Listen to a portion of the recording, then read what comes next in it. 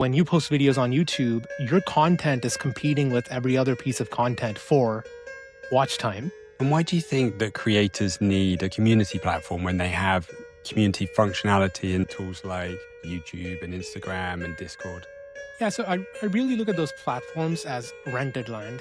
Now, it's a fantastic rented land, and if you're building your audience, I would never try and dissuade someone from building an audience on any of those platforms. It's just that when you look at their incentives, so when you look at YouTube's incentive, for example, and by the way, I love YouTube. I watch a lot of podcasts and videos all day, but they're really centered around this one idea of like the watch time and video engagement, right? That's what the entire platform's about. And so when you post videos on YouTube, your content is competing with every other piece of content for watch time.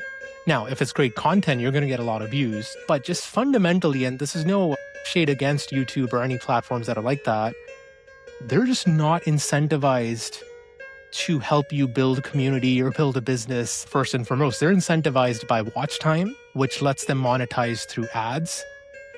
And of course, if you can, build an audience, get attention, monetize ads, like it's one fantastic way to build a business and it's been very successful, but you do kind of have to know that you're building on rented land.